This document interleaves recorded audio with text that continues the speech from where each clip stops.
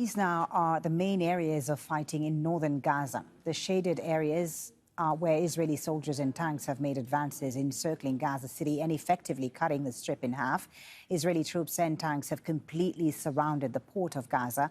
It's believed that the armed wing of Hamas, the Qassam brigades, is fighting on what's being described as 4 decisive fronts in Tal Hawa, al-Shati, Beit Lahia and Beit Hanun. Let's speak to Andreas Krieg about this. He's a senior lecturer in security studies at King's College London, joining us from London. Thank you, Andreas, for being with us.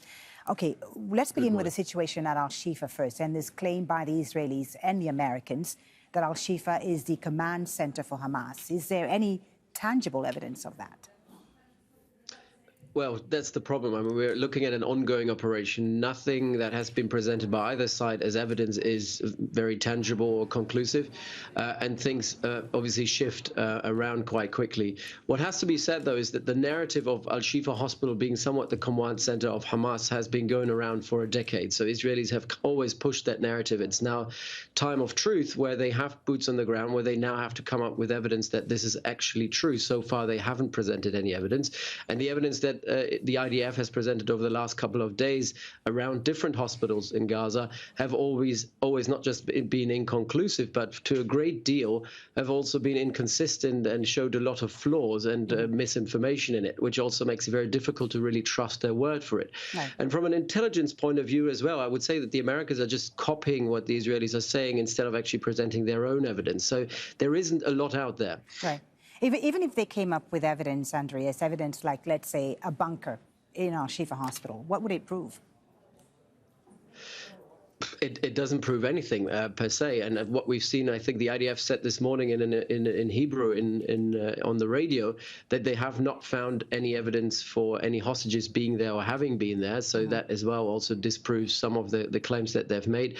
What is interesting is, though, that there have been stories around Shifa Hospital already for a while where people have said that there is a bunker system underneath the hospital, not connected to the hospital, that was actually built by the Israelis, and that's what makes the Israelis so certain that there is a bunker system there. I find it highly doubtful that Hamas would still be in that system underneath that hospital, considering that IDF forces have moved so close to the hospital, and if they had been there, would have probably moved out by now. Right. And so, you know, it doesn't really change the protected status of the hospital, and it still means that the burden is both on Hamas and the IDF to make sure that civilians are protected inside the hospital. Yeah, and as you said, interestingly, the Israelis have admitted there's no information right now about the presence of hostages in al-Shifa. What does this suggest about their intelligence, or is there something perhaps more cynical going on there?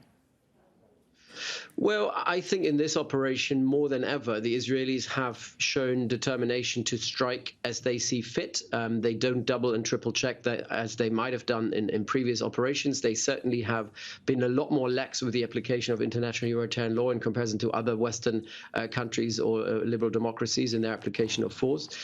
I'm not saying that they're doing it without intelligence, but what can be said is that the intelligence might have been very good at the beginning of the operations on the 7th of October, but obviously over time they've now depleted the target list to an extent where the Israelis don't have the targets anymore. They don't have the intelligence anymore to actually go after targets, and they're now guessing.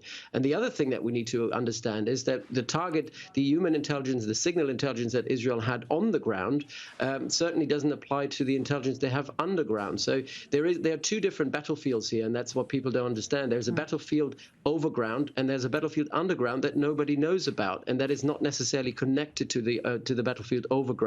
So that makes it so difficult for intelligence to become inconclusive, and it seems that the Israelis are just doing what they see fit because nobody is holding them to account. Yeah, you talked about the battlefield there, and we've shown the map of where the fighting is happening right now.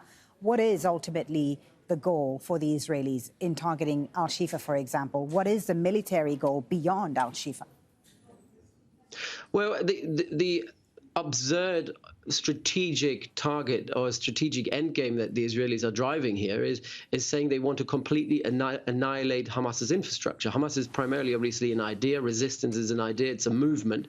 But even if they wanted to annihilate the military capabilities, they would have to kill every single Hamas fighter. So they're going literally house by house, whether it's a civilian house, whether it's a dual-use house, whether it's a hospital or any other infrastructure. They're going house by house and clearing it and making sure that no fighters are in there.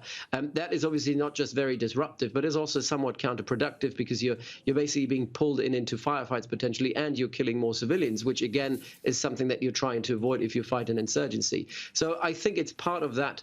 Just let's clear everything. Let's try to provide evidence, and let's make sure that on the ground, at least, we're seizing and holding the ground. That's the kind of IDF approach. And that's going to take obviously ages. And that means you have to clear every single building, whether they're government buildings or hospitals.